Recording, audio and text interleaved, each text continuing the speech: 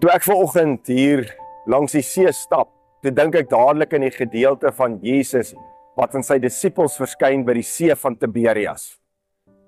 Maar voor daai gedeelte na sy opstanding as hulle verskyn, kry mens die gedeelte in Matteus 4 waar hy hulle roep tot hulle roeping. As hy hulle gaan haal langs die see waar hulle besig is om vis te vang, en dan sê hy vir hulle: "Kom hier sodat ek julle vissers van mense kan maak." En dan los hulle nette en hulle volg hom. En dan volg hulle hom hulle tyd wat hy hier saam op aarde is, sien waarvoor hulle geroepe is om 'n verskil in mense se lewens te maak, om die goeie nuus te dra.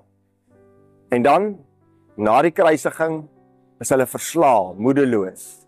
En wat doen die disippels? Hulle keer terug na dit wat hulle ken. Hulle word weer vissers. Nie van mense nie, maar van regte vis. Hy kry hulle by die see van Tiberias, waar hulle besig is om te probeer visvang, en dan vang hulle ook niks nie. En hy sê vir hulle, gooi die net aan die ander kant uit, en dan vang hulle groot klomp vis, en hy roep hulle terug na die strand toe. Hy roep hulle eintlik terug na hulle oorspronklike roeping wat hy vir hulle gegee het, om in mense se lewens 'n verskil te maak, om hoop te bring. Nie om terug te keer na hulle ou gewoontes en gebruike nie, maar om terug te keer na iets nuuts. Hy gee net weer vir hulle rigting in hulle lewens.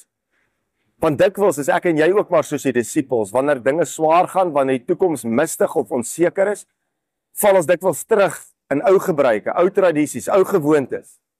Dalk selfs verslawing wat ons gehad het in die verlede.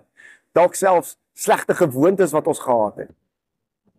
Net sodat ons iets kan vashou wat ons ken, wat nie noodwendig altyd goed vir ons is. Mag God jou hier in hierdie tyd, veral nou na Paase, weer terugroep na lewe, om werklik te lewe. Nie om vasgevang te wees in jou lewe in ou nette nie, maar om te kan lewe vir die toekoms.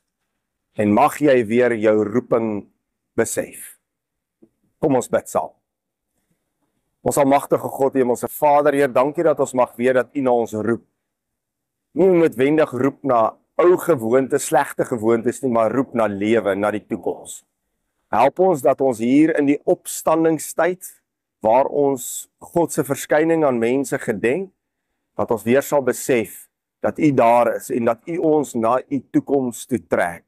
Gee dat elkeen van ons lewens weer in oënskou sal neem en sal besef wanneer ons dalk vasgevang is in nette van ou gewoontes, dat ons daarvan sal losbreek en letterlik amper soos die disippels sal terugkeer na die oewer, na die strand, waar U vir ons 'n roeping het. Mag U almal van ons seën in hierdie toekoms wat dikwels donker en onseker is.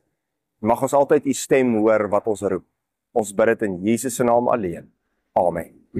Dankie dat jy vandag weer ingeskakel het hier by die kerk aanlyn. Indien dit vir jou moontlik is, jy weet al, deel hierdie evangelie met iemand anders. Dalk het iemand net nodig om los te breek van die nette wat hulle vashou en weer te kan lewe, al is die toekoms onseker. Tot 'n volgende keer.